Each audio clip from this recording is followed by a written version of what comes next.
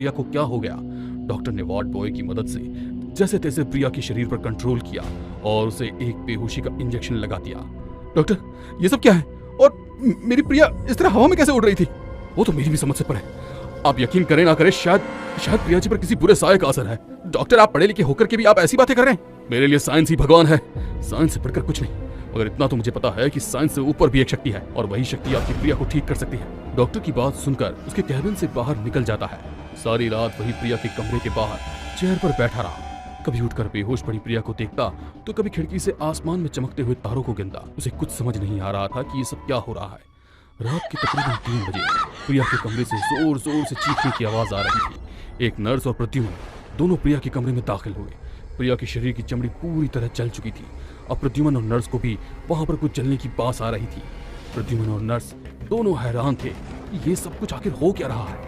तभी प्रिया भारी आवाज में बोली, अपने प्यार को तकलीफ में देखकर बहुत परेशान हो रहे हो मिस्टर प्रद्युम्न? मेरे बारे में सोचा है? कभी मेरा प्यार तुम थे, मगर तुमने मुझे धोखा दिया। याद आया तुम्हें कुछ? प्रिया की बातें सुनकर प्रद्युम्न पुरानी यादों में खो गया। प्रद्युम्न की शादी उसके परिवार की मर्जी से दीपा नाम की ब्राह्मण परिवार में एक लड़की से तय हुई थी।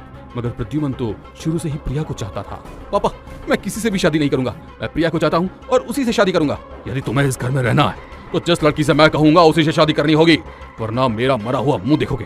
अगर मैं उसे पसंद नहीं करता तो शादी कैसे कर सकता हूँ? प्रद्युम्न के मना करने के बावजूद उसके घर वालों ने उसकी शादी दीपा से करवा दी थी। शादी होने के बावजूद भी प्रद्युम्न दीपा को नहीं अपना पाया था। उसने सोचा था कि यदि उन दोनों के बीच कोई संबंध नहीं होगा तो दीपा खुद उसे छोड़कर चली जाएगी। मगर दीपा मन ही मन उसे चाहने लगी थी। प्रद्युम्न की लाख कोशिशों के बावजूद जब दीपा उसे छोड़कर नहीं गई तो प्रद्युम्न ने उसे रास्ते से हटाने के बारे में सोच लिया। एक दिन जब घर के सभी लोग किसी काम से बाहर गए थे, घर में दीपा और प्रद्युम्न अकेले थे, तब प्रद्युम्न ने सिरदर्द का बहाना बनाकर दीपा को चाय बनाने के लिए कहा। दीपा जैसे ही चाय बनाने के लिए किचन में दाखिल हुई, किचन में गैस लीक हो रही थी। प्रद्युम्न ने धोखे से किचन का गेट बंद कर दिया और खिड़की से जलती हुई माचिस किचन के अंदर फेंक दी।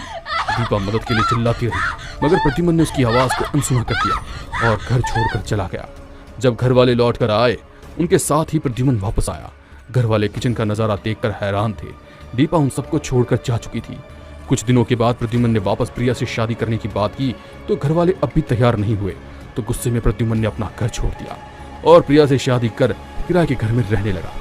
उसी प्रियंका की ये हालत देखकर प्रद्युम्न की आंखों में आंसू आ गए। दीपा, तुम्हारा गुनहगार मैं हूँ। प्रिया को छोड़ दो, उसने कुछ भी नहीं किया। तो मुझे जो भी सजा दोगी मुझे मंजूर होगी। हमें सजा जरूर मिलेगी, मगर जैसे मैं मेरे प्यार के लिए तड़पी हूँ, तुम भी तड़पोगे। तुम्हारी प्रिया हमेशा के लिए जा रही है। प्रिया के बिना मैं भी नहीं जी पाऊंगा। कहते हुए उसने साइड टेबल पर रखा हुआ चाकू उठाया और खुद को मारने की कोशिश की, मगर दीपा ने उसका हाथ पकड़ लिया और कहा, अभी तुम्हारे कर्मों की सजा बाकी है, इतनी आसानी से तुम नहीं मर सकते। उस दिन के बाद से दीपा की आत्मा आज भी प्रद्युम्न के आसपास ही घूमती रहती है। प्रद्युम्न ने कई बार उससे अपनी गलती की माफी मांगी और खुद को मुक्ति देने की बात कही, मगर दीपा उसे इतनी आसान मौत नहीं देना चाहती। प्रद्युम्न हर वक्त खुद की मौत की दुआ करता, मगर दीपा उसे मरने तक